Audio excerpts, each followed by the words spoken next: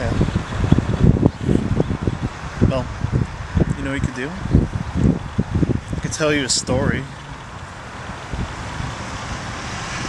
You can go in my car and tell you the story how we shot this movie called November. Are you shooting? Okay. Well, it's this movie we shot in 8mm, and we haven't finished it. It's been taking like 7 years to complete, mostly because life and general laziness. But it's funny because the first thing we shot was right here, this spot. A slightly skinnier version of myself was like going like this, twirling my hair around, and I was like, and that's how we broke the reel for the first time and shot for the first time 8mm. If you hop in the car, we'll show you all the things we shot. We carried like around like expensive equipment, expensive then. It was a really bad high camera we had because we were gonna shoot things on video first, then we were gonna shoot on film. And I think we should go into the locations we shot those films in. I can tell you what happened when we shot them because I know you guys are all very interested. Shall we? Okay. Well, I have my keys, but I forgot my wallet, so you're gonna have to wait.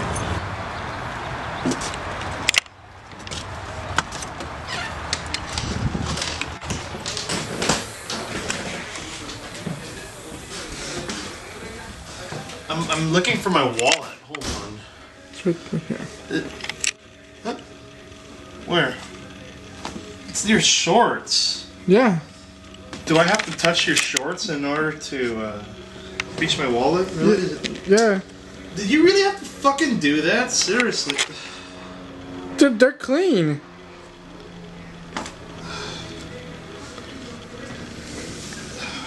Yes. Alright. Let's go on a little adventure, shall we?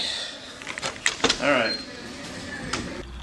In the fall, almost the winter of 2005, my cousin Adam, he was going to Chaffey College back then, and he had a project where he had to shoot a film in 8mm.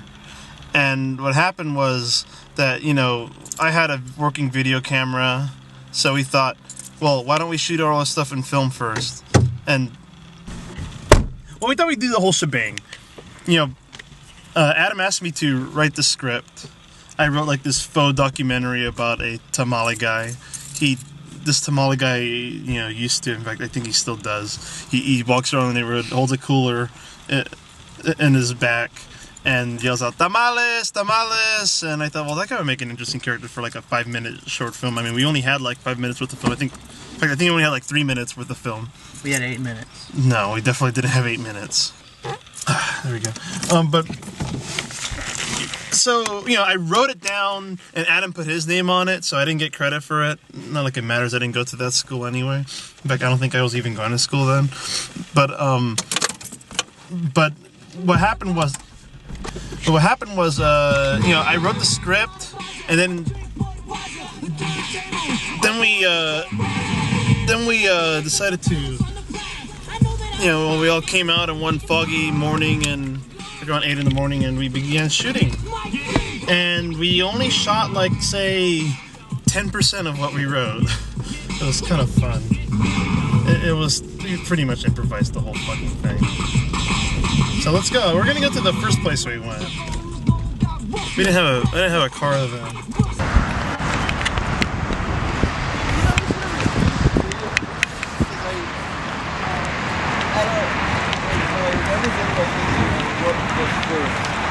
I remember now that this lady crossed town with So this is the first scene when we shot it.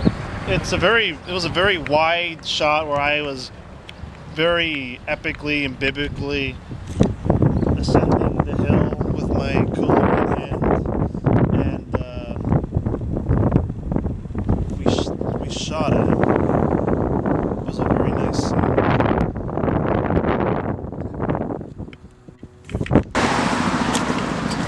Do it when we get to the tree.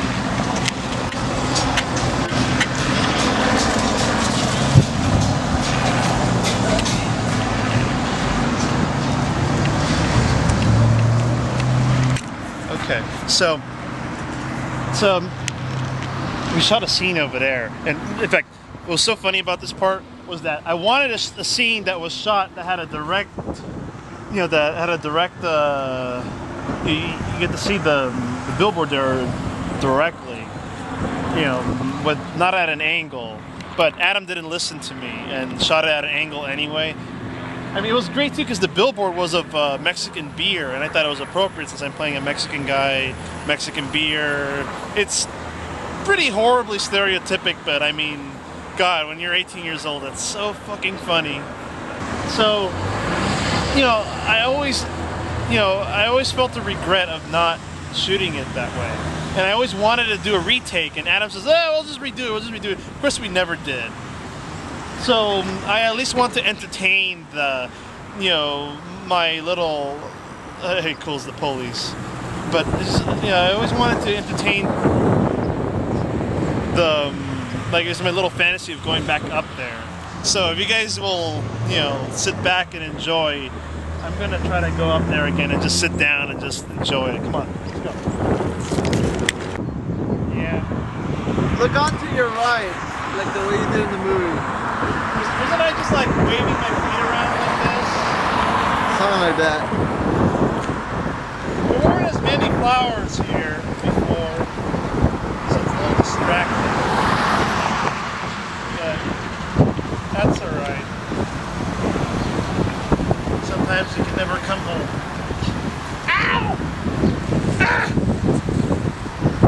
So we're going up this hill called Knoll Hill. This is like nice big tree there, and I sat next to it like looking like a poor old soul overlooking the freeway. Now it's very funny too because when we were telescening it, they were playing the film backwards, so the cars weren't going this way, they were going this way. So they were actually going backwards. It's funny, you had to be there.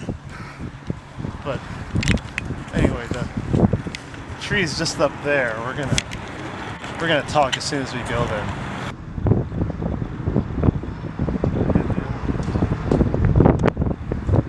Well, none of these benches were here before.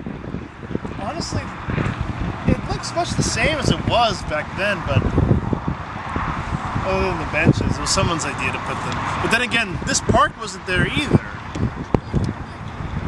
I mean, we shot like 2 or 3 scenes there. In fact, there was a sign that said end, and you know, us thinking we were so clever, we thought we should shoot the end of the movie there. And then we shot it, and you know, I remember like a dog was barking at me as that was happening. We shot that too, but it only ended up on video, not on film, unfortunately. And now the video has lost the time since our master footage got trapped in the camera as it broke one day. We were actually going to extract the video footage, and we connected the USB cable to the camera to extract the footage, and then the LCD screen on it, you know, went from blue and it just transformed to this beautiful transcendent white, and it never worked again. And now the tape is forever stuck in that video camera. It's a cool. Yeah, we still have it too. It's a cool story. This is totally irrelevant, but they shot the scene To Live and Die in LA over here. There was a house here where the main character would drive up all the way here, and then he would rape the police informant. It was this blonde lady. And like whenever he'd just be pissed off after like doing something really stupid, like driving backwards on the 110 or something, he'd just drive all the way here and just fuck the living shit out of that girl. Yeah. It's kind of funny. It's kind of a funny scene. No, it's not like, okay, like rape isn't funny or anything, but it's funny that he came up here to rape and that I live just like across the street from there, so that's kind of funny. So rape's kind of funny that way, but rape's usually not funny. It's just funny if you live next to where they film it. Alright. I helped with the movie by holding a second camera that we never used. Here. On this side. Let me be in this. Yeah. Hi guys. Hold up though. Wait.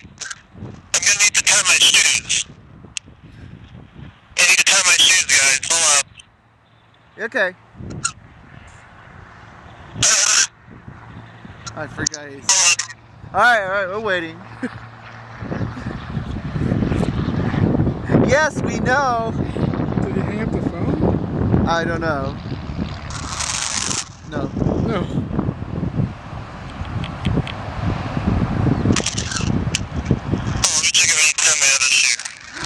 Oh God. This is okay. Go.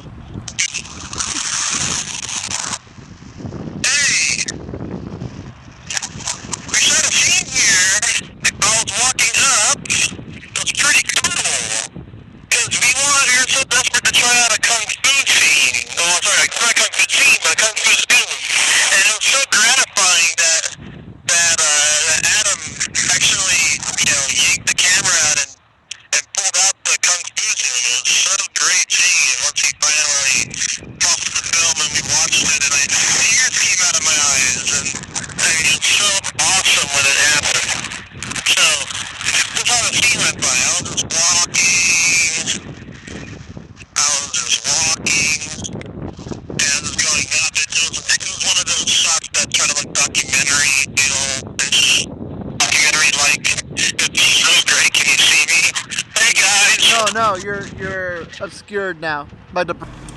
If we're really lucky, I mean amazingly lucky, there will be a ice cream truck passing by. Wait, And I'll buy some nachos from them. nachos.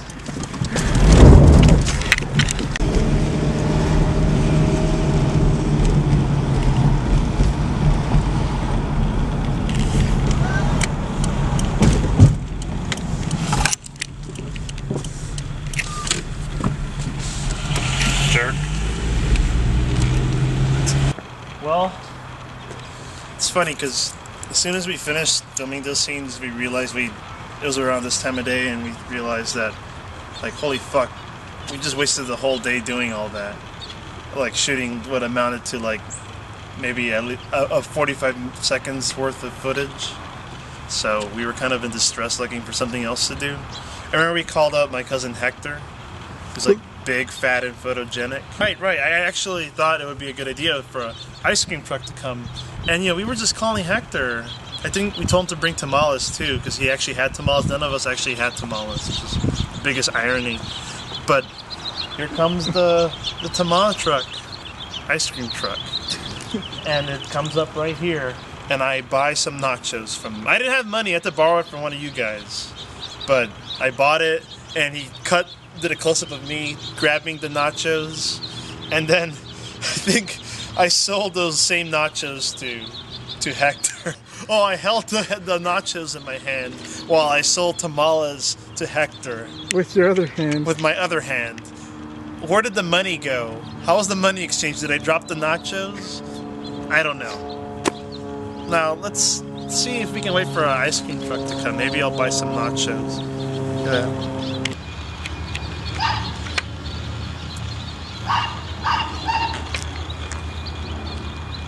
It's not coming.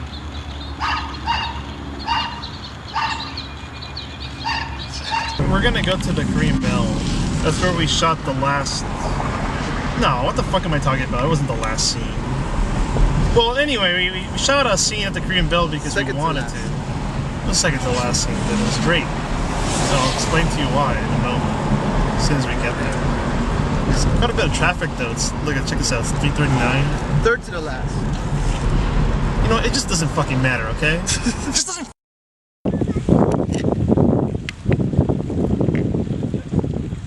Look at that. Making it look serene, look at that.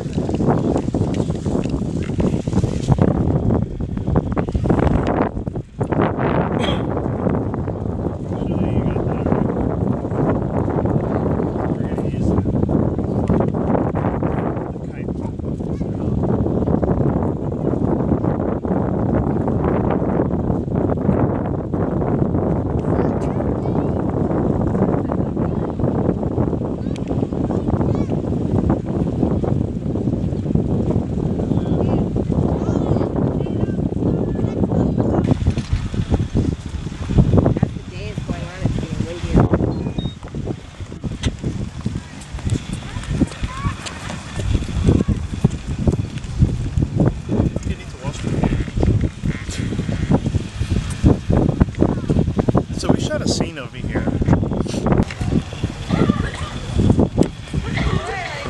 Pan downwards and all.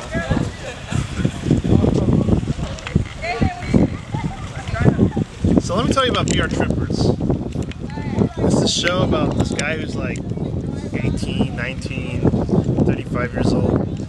Him and his friends, they stumble upon like this like cybernetic like shack that has the soul of Edward James Olmos's James Earl Jones's doppelganger. And he told him, like, you've discovered my secret shack. I will turn you into VR troopers. You guys will be virtual reality troopers that will defend real reality from people coming in from the virtual reality and causing havoc. So what they would do is that every episode will start right here, and like this guy was like a mysterious guy. Like you don't know where he came from. All you know is that he rode motorcycles, always wore a leather jacket, and then the episode began. He's just doing like Asian-esque movements, like, and he's like, I must save my father. I must save my father from that evil guy who sits in a chair.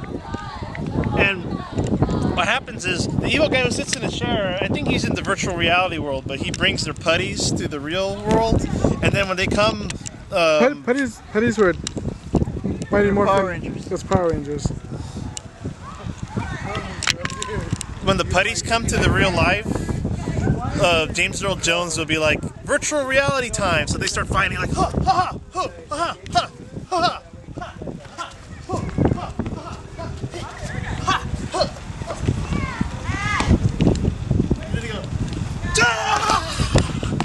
Yeah, so it's great too because in the end of the season, like they finally go to the bad guy's house, and the funny thing is the bad guy he always sits down. He never gets out of his chair. He always commands the putties from his chair, and then they're like, "Hi."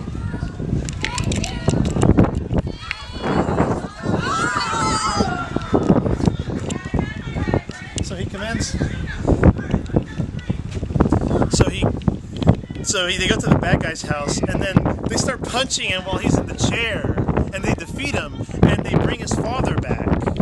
And that's the end of season 1. It was victorious. The show should be over. But no, the bad guy in season 2, he gets out of his chair and finds 3 other bad guys, and then the father's now a main character for 3 episodes, and that's kind of gratifying. But then in the 4th episode, he goes, I found a friend. I'm going to be gone for 1 year. I will be back in 1 year, and I will join you to defeat the bad guy who was once sitting in a chair. And he never came back. And the show was canceled. The end. It was a cool show, though.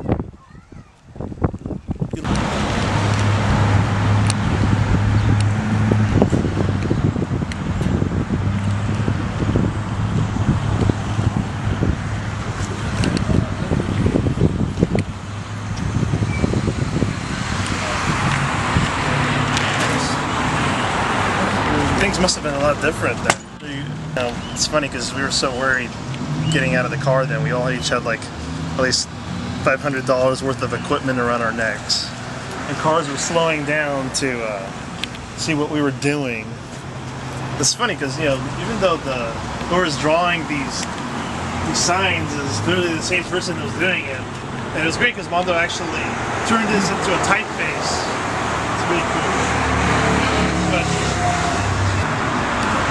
there's a graphic here of a Virgin Mary that looked like it had Down syndrome, and it was so funny because as I was walking past here, once again Hector bought tamales from me. Then I walked this way, and the camera pans upward to the Virgin Mary, the retarded one, and then I walked that way and to the corner, and it goes black. That was it.